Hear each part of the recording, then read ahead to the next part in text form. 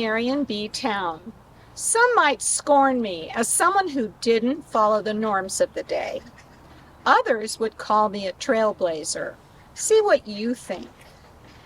I was raised in Phoenix, right down the road from here in Southern Oregon, and I began my journey as a clerk in Jackson County. I was way ahead of my time in thinking that I needed to be able to take care of myself rather than depend upon a husband. A clerk's salary wasn't nearly enough, so I decided to become a lawyer. Imagine that! While working as a clerk during the day, I studied law at night.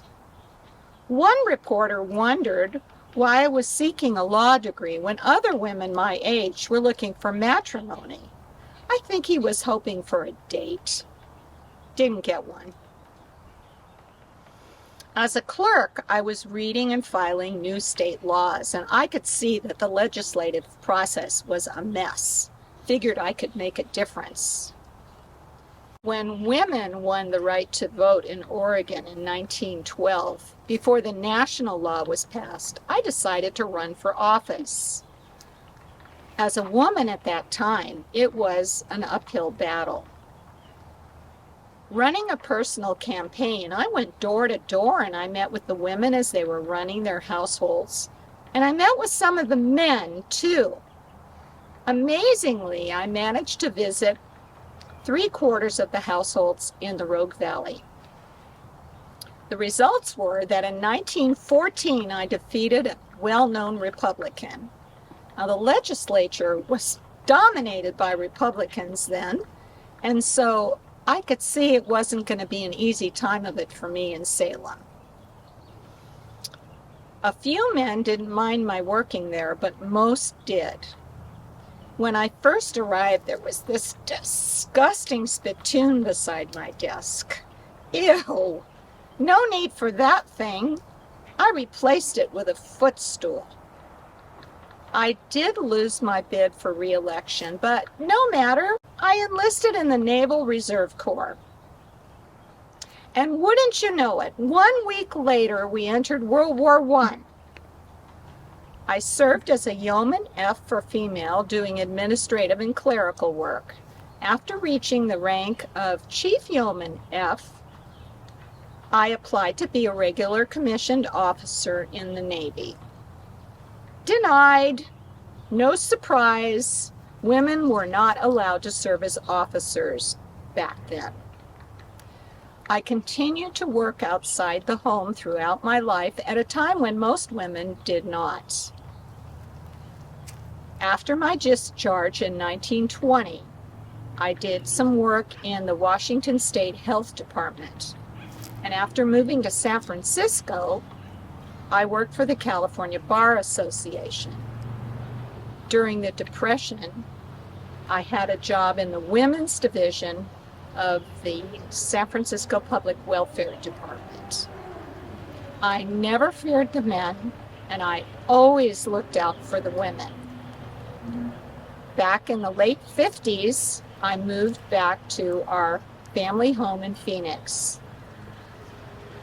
As a pioneering woman in a pioneer state, at age 86, I passed away and now enjoy eternal rest in the Phoenix Pioneer Cemetery. Died February 16, 1966.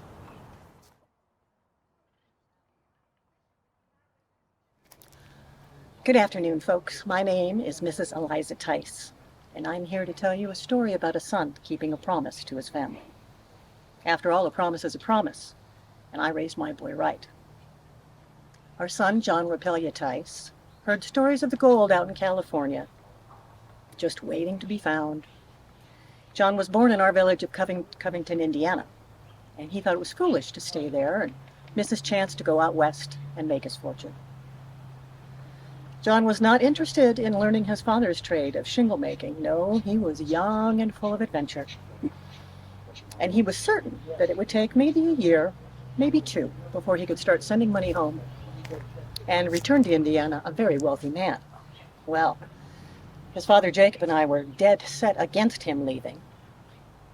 But in March of 1851, shortly after his 18th birthday, John left a very angry father and a weeping mother behind and joined a wagon train to the Oregon Territory. Now, he did promise he would return soon. Well, that was 6 months of hard walking across the plains. But he and his fellow travelers were fortunate because they didn't experience any trouble. Now, John did say that he would look for my letters and write me faithfully.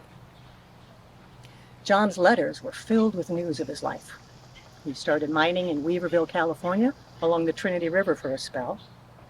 And he soon came to realize that maybe striking it rich would take a little longer than he thought. About a year to the day after he left home, he wrote us a letter. Well, here, I'll share it with you.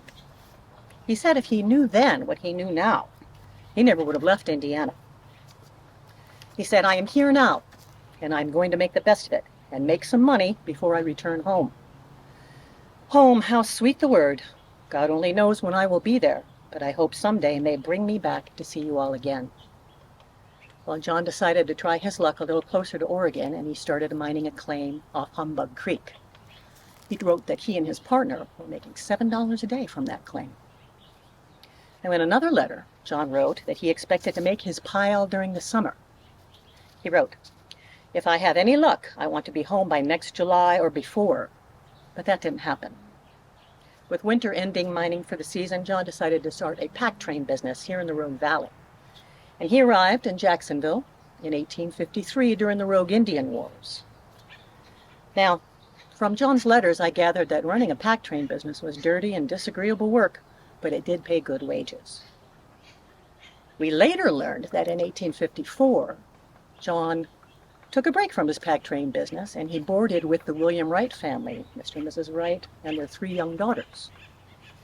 Well, time passed, letters were exchanged, and in 1856, John wrote and explained that he could not sell his business interests for what they were worth, and he asked us not to think too hard on him for not coming home. "I know it is my duty, but to go back and be a hireling at $30 per month, I won't do it. When I do go, I will be as independent as any of them. You may call this pride, but I can't help it." And his next letter to us ended with a plea, "Write one letter without asking me to come back." Well, what John neglected to tell us was that he had fallen in love with Margaret Wright, and they would wed in the summer of 1856. Now, this story does have a happy ending. John and Margaret farmed wheat on a donation land claim not far from here and raised a family of 12 children. And in 1882, 30 years after making the promise, John came back home to Indiana for a long overdue family reunion with Jacob, me, and his remaining siblings.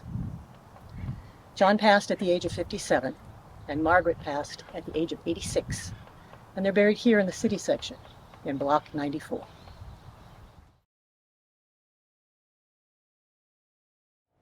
You know, David, I heard some of the visitors here talking about how the folks down the hill in Jacksonville have preserved our old fire equipment in a museum. Have you heard about that? Well, as a matter of fact, I have. Down on South Oregon Street behind Old City Hall. Right. And you know, that old equipment is held up over the years. In fact, Thomas, I'll bet it could still do the job. Well, I remember when your factory burned in 1867. We had no fire equipment back then, so it was a terrible sight. Oh, don't remind me. It was that darn kiln that set it off. And of course, we got a bucket brigade going, but she was too far gone. Couldn't be saved. So we just did what we always did in those days. We dusted ourselves off and rebuilt. Yeah. Well, we had a few good years without any major fires until 1873. Remember? It started Yes. in the old United States Hotel, spread through the eastern part of town. Wow. All we could do was watch it destroy everything in its path because we had no means to stop it. And then the next year, there was an even worse fire. Remember? Yeah. It started it was over near the, I can't remember exactly where, but homes and buildings were destroyed. They just exploded. And the hook and ladder fellows, they had their hands full trying to get into the alleyways to reach the upstairs windows. Had to tear down sheds that were in the way between the buildings. But it paid off because that time we only lost one brick building, and it allowed us to focus on keeping the fire from moving up the street and to salvage what could be salvaged. Seemed like every year for more than a decade, we tried to raise funds to pay for the firefighting equipment we needed, but we couldn't raise the damn funds. So the town's trustees decided that all the brick buildings had to be brick from then on. And, you know, brick buildings stopped the spread of fire. Oh, sure. But then, eventually, when the town cleared its debt, the board decided it was time to invest. May 1883 it was, and by a unanimous vote, they instructed me as board president to acquire a fire engine. Yes. And I knew the perfect place to go and order one, San Francisco. Oh, and I remember when you came to report at the trustee meeting, you said, "I found it!" You ordered a Rumsey pumper wagon from Seneca Falls, New York. And I was just as excited about it because I'd just been tasked to be president of Jacksonville's first engine company. Now, I remember how you described it. As few as 16 sturdy men could get on either side of the engine and pull it into place. Then they had a wheel with a hose on the end that could be dropped into a pool of water. Now, 8 or 6 men would get on either side of that engine and they'd pump, pump, pump. You said that at 50 strokes a minute, 120 gallons of water could be thrown at a fire, and I knew right away this new pump engine was going to make a difference. Ooh, we got that engine and the hose cart and hoses and, ooh, a dandy fire bell for the city hall. But the cost to our citizens? $865. Right. Now, we were supposed to get the engine in July, but remember how it was? You know, there were trains traveling from east to west, but Yes. heavy items had to go by boat, sail down around Cape Horn, and then north up to San Francisco. And once our engine got to San Francisco, it had to be shipped further north, up to Portland, where it was unloaded and sent down south on a freight team. In other words, by the time she got to San Francisco, she was already a month behind, and then had to be put on a steamer, the Queen of the Pacific. Right. And then remember, we almost lost and had our engine put out of commission before she even fought her first fire. Yeah. Now, here's what happened. There were 2 steamers, the Queen of the Pacific and the Oregon, both racing north to Portland with passengers who were eager to get to Montana to attend the Golden Spike ceremony celebrating the completion of the Northern Pacific Railway. And as they approached the Columbia River, they had to negotiate the infamous Clatsop Spit. Right. The Oregon got there first, Mhm. but the captain grew cautious because he knew there was a sandbar out there somewhere, and it was jutting from the Columbia into the Pacific. Yeah. But there was a heavy fog, so he decided to wait a day for it to clear. Yeah, well, now, for the Queen of the Pacific was a different story. The passengers apparently urged the captain on, and so off he went right into the fog and succeeded in stranding his steamer on the giant sandbar. So small boats raced to the scene to evacuate the passengers. All night the crew jettisoned cargo, 700 tons. Astoria's beaches were littered with fruit, furniture, whiskey, even pianos. And so, the tugboat captains and others worked to pull the Queen of the Pacific off the sandbar. They finally righted her, sent her up north by her own power, and she got to Portland. But everyone here wanted to know, what happened to our fire engine? It was thought that maybe it was somehow tossed overboard. It wasn't, but they declared it to be salvage anyway, and so I had to go back to the board for another $220 to pay the cost of salvage. Exactly. Then we had to wait another month for it to finally get to Jacksonville. But we gave it a trial, and boy, could she throw the water, right? 2 stories high. We dug cisterns. We built pipelines. We dug wells. You know, a lot of water came from Jackson Creek. Ooh, and then came New Year's Eve. Yes, yes. Shortly after 2 a.m., the fire bell rang. It started by the New State Saloon, and it quickly engulfed the adjacent buildings.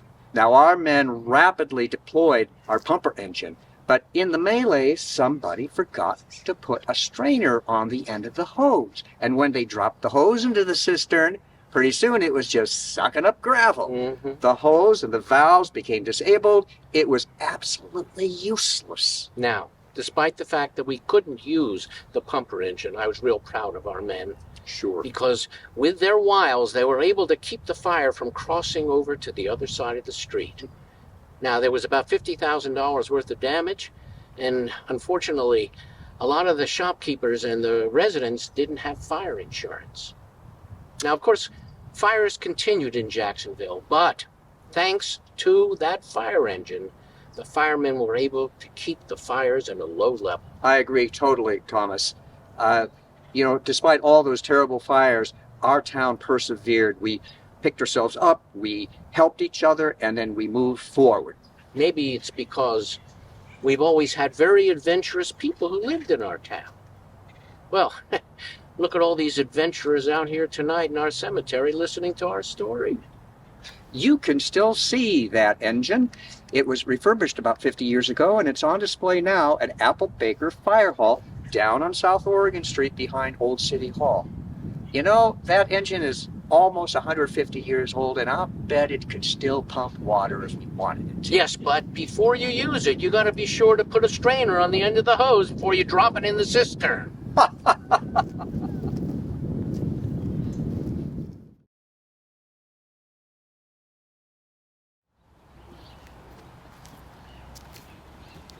My name is Colonel William Green T. Vault, and I'm the editor of the Oregon Sentinel. Now, don't be confused. My paper was known as the Table Rock Sentinel until recently.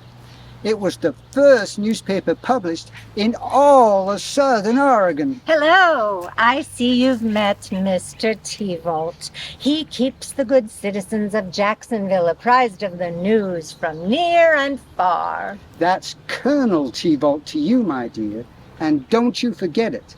I was elected colonel of our wagon train while traveling out west. But let me introduce you all to the lovely new state of Oregon. Before I became a state, I was known as Oregon Territory. My territory included the states of Oregon, Washington, Idaho, and parts of Wyoming, Montana, and British Columbia. As you may know, I was quite popular due to my vast resources. My voluptuous hills and fertile valleys give way to what some have called the dangerous curves of my many rivers and lucrative fur trade. I was courted and desired by many nations as they tried to lay claims to my territory. Let's see, there was Spain, Russia, Britain, and the United States. But you was eventually whittled down to just Americans and Brits. A treaty set the northern border for the Oregon Territory. But I still wasn't a state. State constitution was needed before that could happen. But a great decision was at hand. Would Oregon become a free state or a slave state? Well, my people mostly opposed slavery. They wanted me to be a refuge from the dispute over slavery and not get tangled up in a brewing civil war. That is nonsense. The Supreme Court got it right with that Dred Scott decision.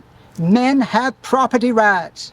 A man should be able to bring all his property, including his slaves, wherever he goes. What a mouth for the South! Talk like that nearly cost me my statehood. Now that is true. Those pitiful Whigs and Free State Republicans tried to force us to debate slavery. But we Democrats outfoxed them. We let the people vote on the slavery issue directly. Let the citizens decide. I see. Letting the people decide the slavery issue freed you from having to make those tough choices yourself. Damn smart of us, I'd say. To save time, we also borrowed from other state constitutions. Perhaps you relied a little too much on other states at the expense of originality. Only 13 sections out of 185 were original. There were important decisions to be made, and we didn't want to waste no time.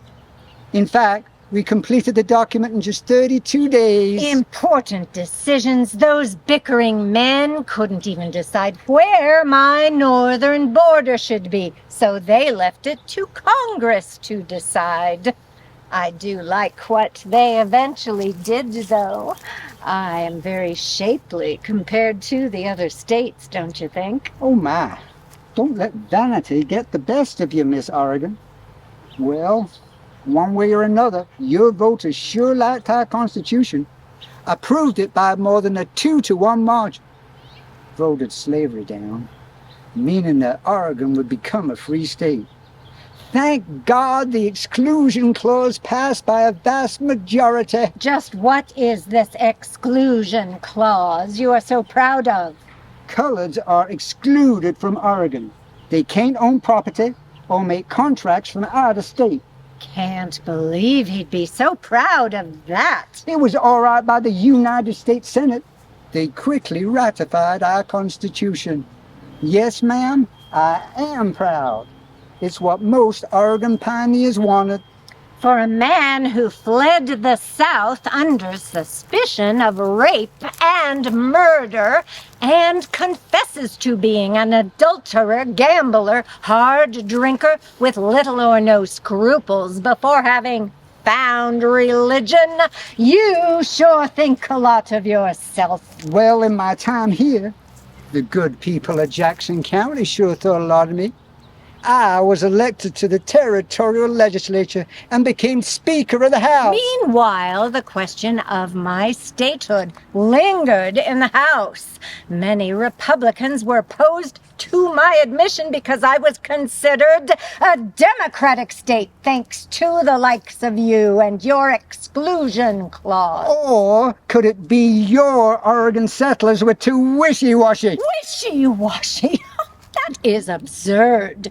My people were the pioneers who braved every hardship to settle down in my grand land. Well, let's just say then they were of two minds. They voted against slavery, but they also voted to totally exclude colors. That would make Oregon the first and only free state in the Union with an exclusion clause. So, many Democrats were opposed to my statehood because, as a free state added to the Union, the balance between the free and slave states would be upset. 9 months later, they finally reached a compromise. Oregon was admitted as a free state, but with the exclusion clause. Although it was never enforced, its message was clear. Blacks were not welcome in Oregon. Thankfully, that law changed in 1929. For a state that was born on Valentine's Day, 1859, I am looking pretty good for my age, don't you think? Not bad for an older lady, I'd say. Word finally reached here on March 12, 1859, and I was the first ever to publish the news. All hail the new state of Oregon in my Oregon Sentinel. There you go, boasting again. Anyway, that is how I became the 33rd state in the Union. It wasn't always pretty, but opinionated pioneers like the Colonel here were the driving force behind it.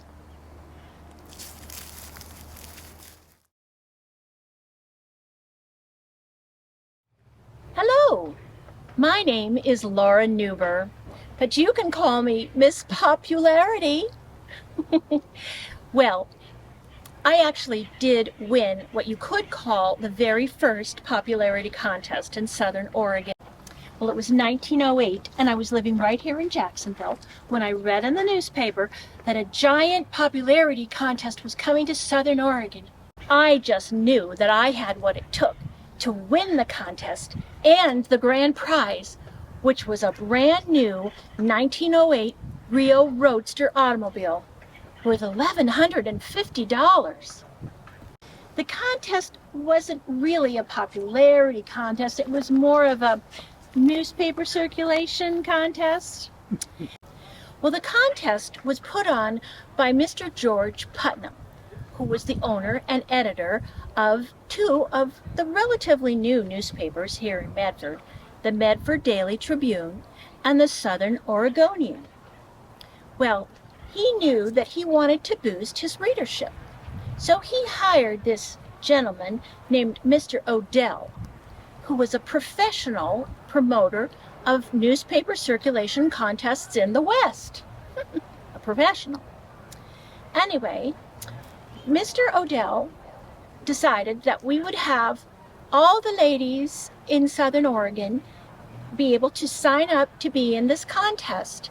And so for 6 weeks, the fairest ladies of Southern Oregon and Northern California competed to sign up as many newspaper subscribers as they could. The more subscribers they signed up, the more points they got, and the gal with the most points would win. So I went to everybody I knew, and then a whole lot of people that I didn't know too. And I got them to either renew or get a new subscription. For a renewal, I got 1,500 points or votes. And for a new subscription, I got twice that, 3,000 points. Well, Mr. Putnam published updates in his newspaper routinely, and he also published information about the prizes. This really spurred the competition. After the first place winner, that would be the automobile, which I was going to win, of course, the second place girl got a home site in the very new Queen Anne subdivision of Medford worth $350. And then after that, 5 girls would win a gold watch. And then after that, the next 5 girls would win a business scholarship to one of the leading business schools in the country.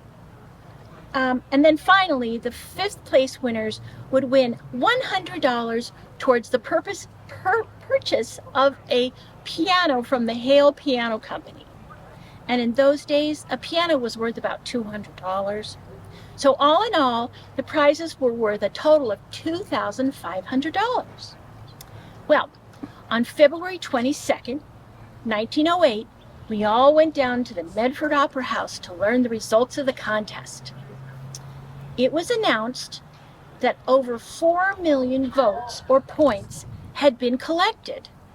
And of those, yes, get ready for it, little old me, Laura Newber, got 1,726,920 points. I won! Well, I sure was glad that I could have been in that contest. And I did win the car, but however, I wasn't able to actually drive it because I was only 13 at the time. And I didn't get a key to it. I got a crank. Anyway, I'll never forget being in the contest. And I think Mr. Putnam was the real winner because his readership really did increase. I died in 1983, and I'm buried in New Hampshire, where I moved there years ago. Thank you.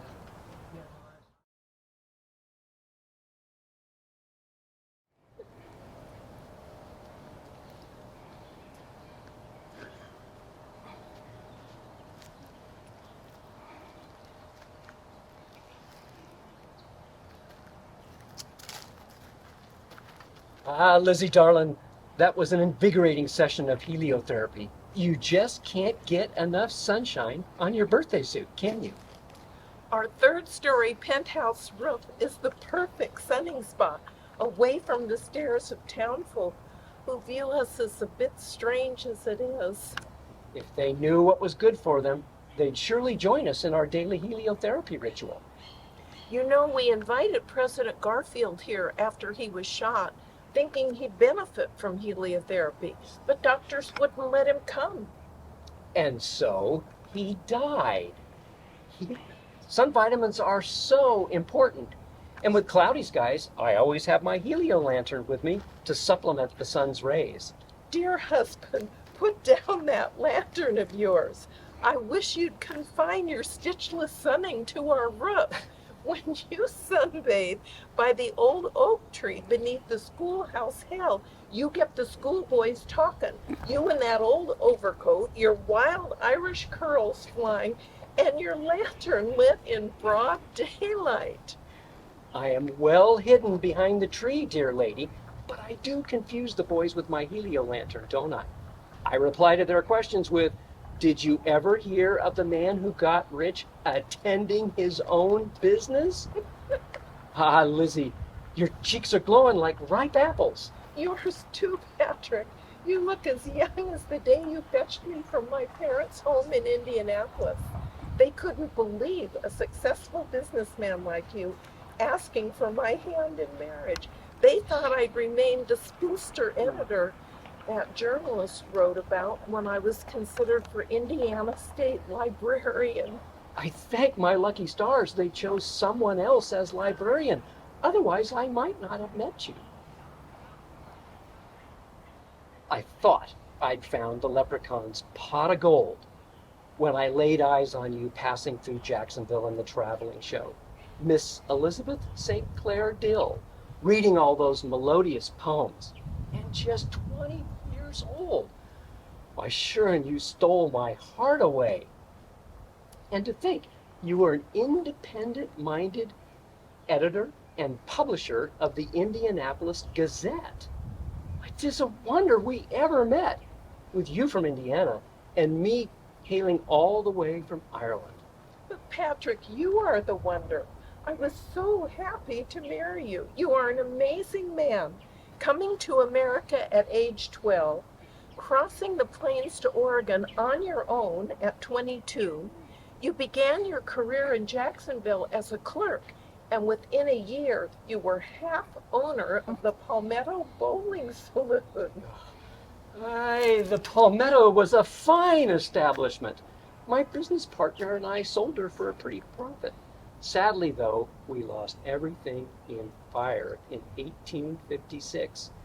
During the Rogue Indian Wars, U.S. soldiers camped in Jacksonville and lost control of their campfires. Many wooden structures burned that night. But Patrick, dear, you learned from those misfortunes. You began to invest in and build fireproof structures. That's right, Lizzie. I built a brick storehouse on California Street. I was so happy to bring you back to Jacksonville as my wife and to share with you everything I'd accomplished.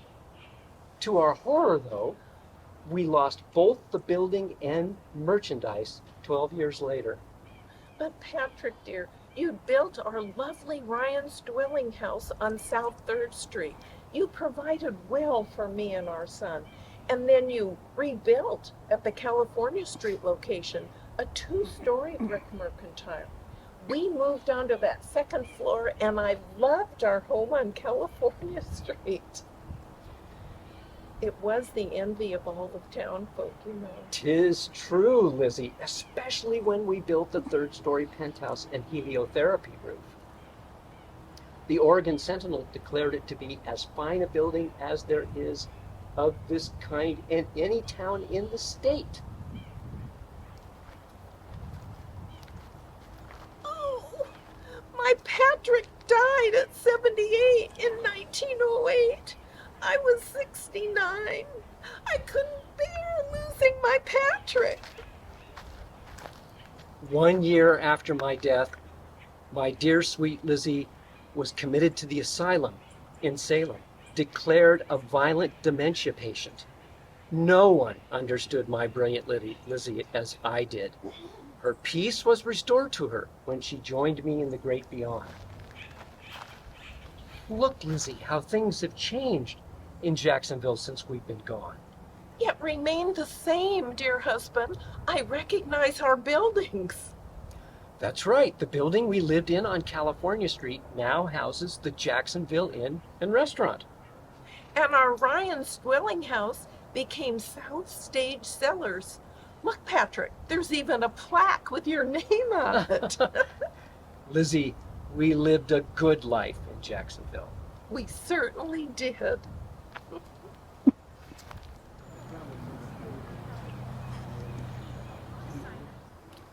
Well, we thank you for taking your precious time to be with us. You know, you won't know how precious your time is until you're on this side of the divide. I'm James Neal. This is my wife, Minnie. My dear wife, Minnie. It's 1917 now, a year that is bitter and sweet. Bitter because I lost my life in a terrible fire that completely destroyed our fine home on North Oregon Street, and all our belongings, everything gone. I'd been sick for a while, weak, living alone. Perhaps I was careless with the stove. I don't know. Can't remember. It's all gone. Yet, the year is sweet because I am reunited with my wife. You know, Minnie died in 1908, leaving me alone for 9 long years. Well, I certainly understand what you mean by life being full of sunshine and shadows. Back in 1852, we were so thrilled to hear about that free land in Oregon, and our family got started on the Oregon Trail, but we hadn't been going very far at all until my mother died. And I was only 9 years old.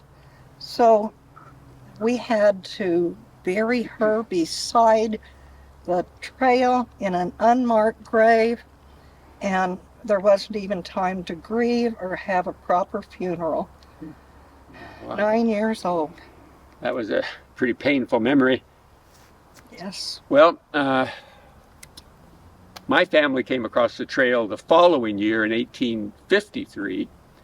My father acquired over 300 acres of land south of Ashland. Neal Creek was named after him. My mother, she had 12 children. I was the oldest. Well, and then we got married in 1865, and we were married for 43 years. It was my purpose in life to make a comfortable home for you and our 2 boys, George and Frank. And you remember our granddaughter, Frances? She was so angelic that the local artist, Dorland Robinson, painted her portrait. Remember? Yeah, I do remember that.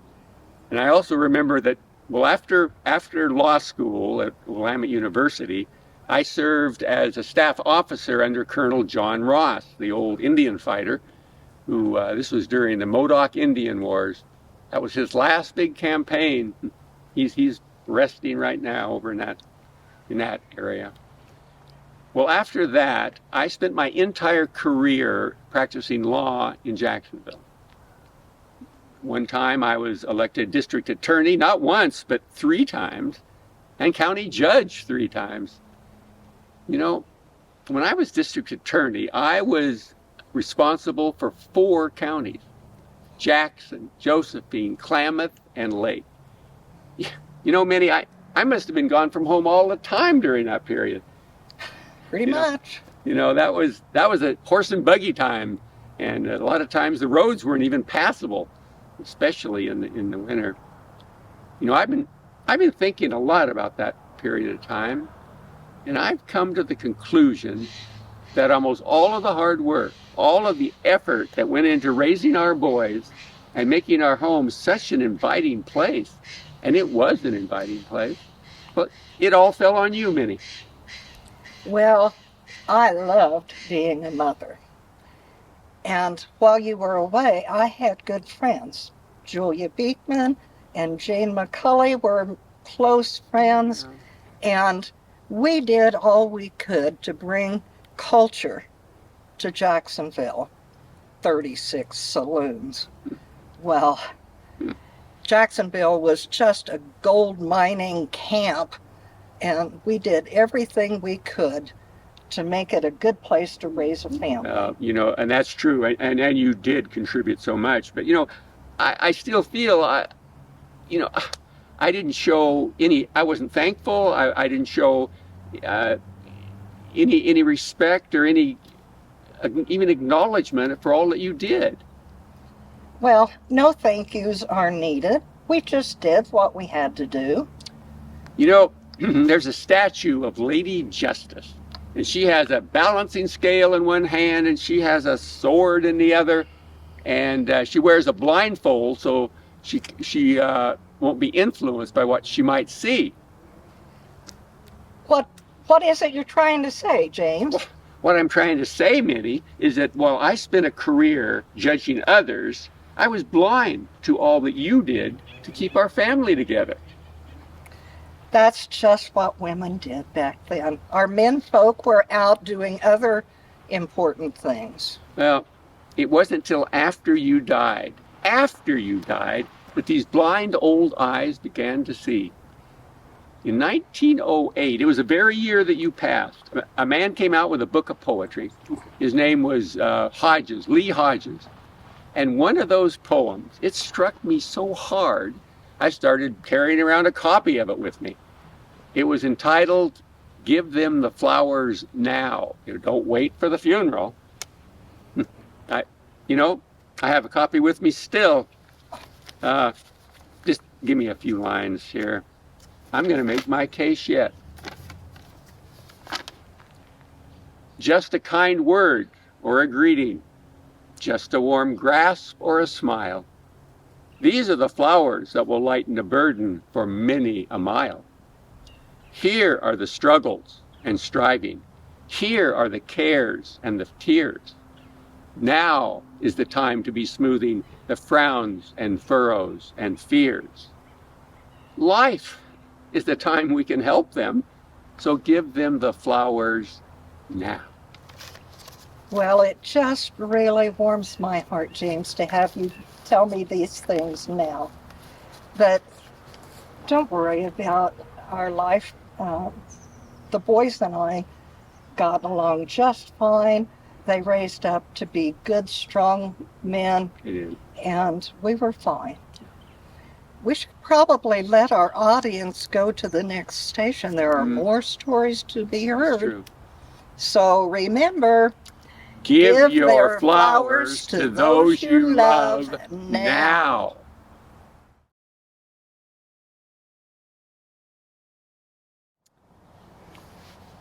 Are you only here to hear if the stories are true about my family?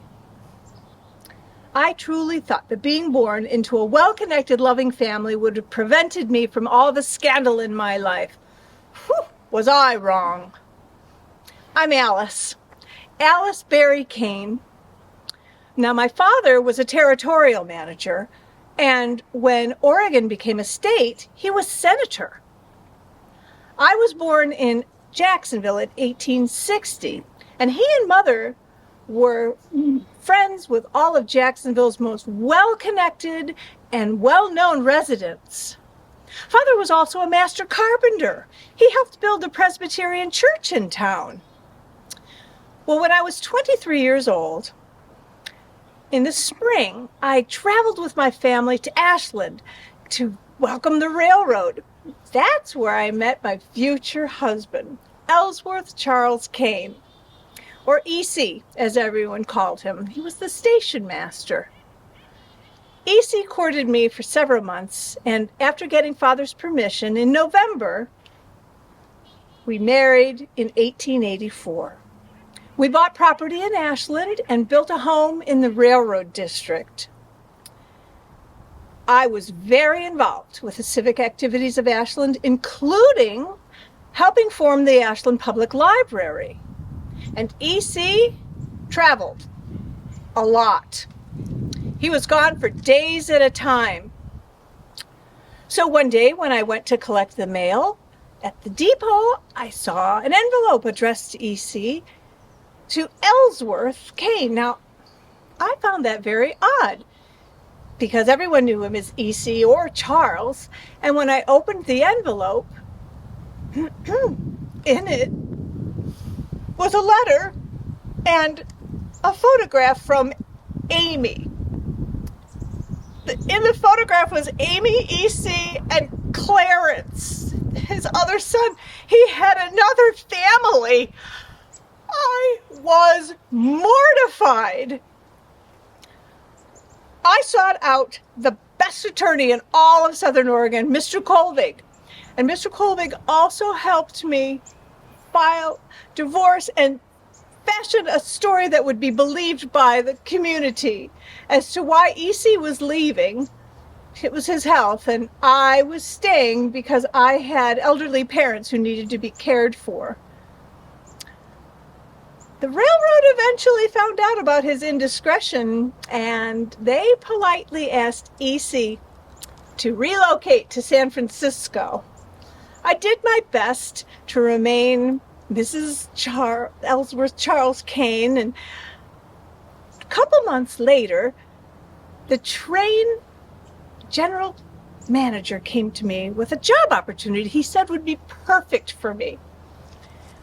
You see, our house was directly across the street from the boarding house that the railroad owned, and he wanted me to run the boarding house, and if I could possibly connect the male travelers to some local female companionship, I would be paid a handsome salary of $85 a month.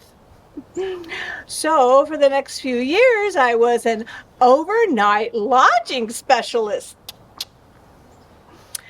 Well, my son moved to Oakland in 1906 from Ashland, and I followed him 4 years later. He married Irma, and they had 2 wonderful children.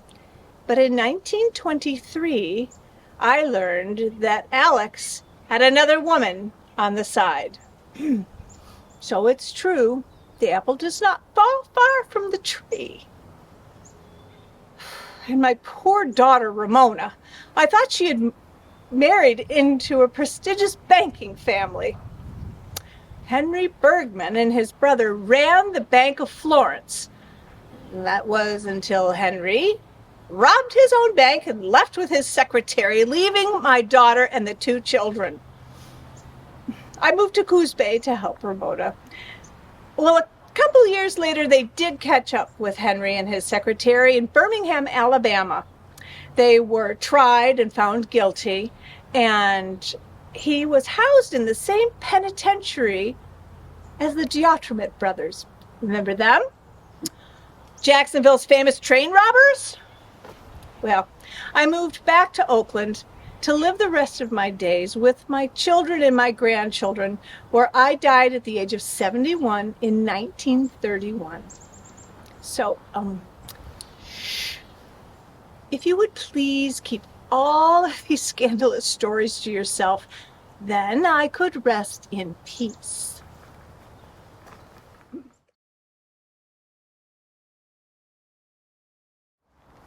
Oh, look, John, they're here. Oh, well, I'll be darned. It's good to have visitors again. Things must be getting back to normal on your side of the grass. I mean, it's been awful quiet up here the last few years, even for a cemetery. Oh, and we have so much to catch you up on about our family and the town where we lived so long ago. First things first, though, I want to introduce my lovely wife, Anna Sophia. Sophie to most.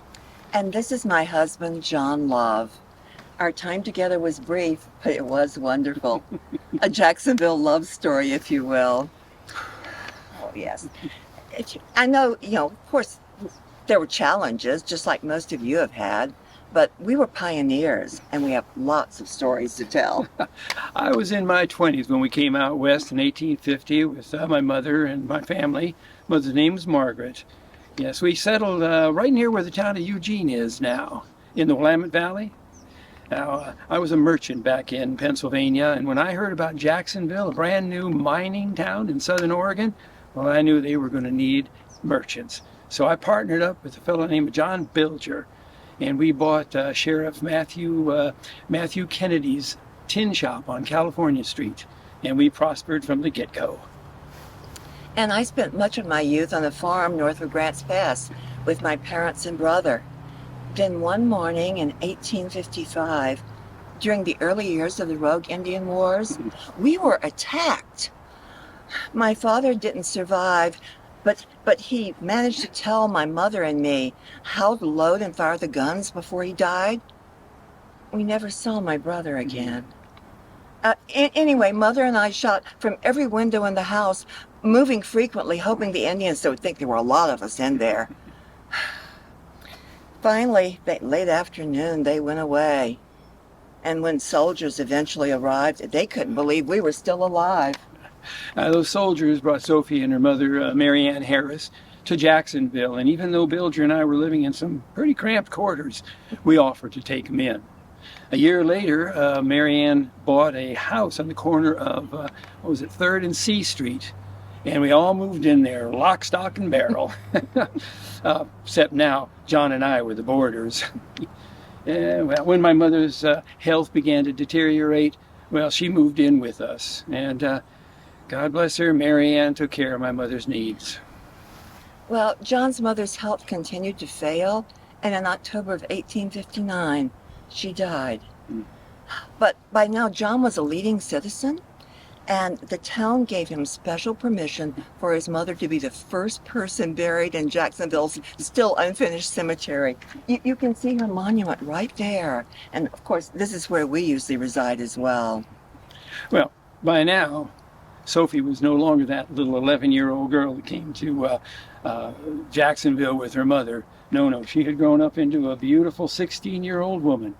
And a year after my mother's passing, well, we got married. And then in the ensuing years, well, we had 4 wonderful children, 2 boys and 2 girls. Even though John had moved out, it was still getting pretty crowded in the Love household. So business had been real good, and I was able to afford to buy the property kitty corner from my mother-in-law and build a brand new house for our growing family. Oh, well, John had become a very prominent citizen by this point. He had been elected a town trustee and a Jackson County commissioner. But then, like a lot of love stories, things took a turn. John contracted tuberculosis and died. He was 37 years old. I was eulogized as a good and upright citizen at one of the town's largest funerals. John Bilger, my partner, well, he took over the tin business.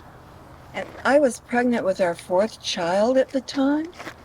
What with John's death and 3 little ones, I was overwhelmed. But my mother had remarried by now a nice farmer named Aaron Chambers, and they were living at his place out on Hanley Road. So I moved my brood back across the street to my mother's Jacksonville house to help make ends meet. But then things took a turn for the worse. The smallpox epidemic of 1868 and 69 hit Jacksonville hard, and both our younger daughter Maggie and I caught it. We didn't survive. My dear wife was only 25 at the time, and Maggie, only 3. People were terrified by the smallpox at that time, and unlike my funeral, Sophie and Maggie were drug up Cemetery Hill, and in the dark of night, the sexton buried them, the priest said a prayer, and that was it. And my mother-in-law came to the rescue once again. She raised our 3 boys. That'd be George and our 3 remaining children, That would be George and Mary and John. And she must have done a fine job because they all married into very prominent families. Our 3 granddaughters, the Hanley sisters, that'd be Mary, Martha, and Claire. Well, they never did marry, but they made themselves prominent in another way. They helped establish the Southern Oregon Historical Society and the Jacksonville Museum. And when Mary died, the last of the sisters, well, she willed the Hanley farm to the museum, to the historical society, and it was for educational and preservation purposes. Our time together may have been short, but we made the most of it. And with family and the good folks of the community to see us through the tough times, we prospered. And so did our children and grandchildren. You can't ask for much more than that.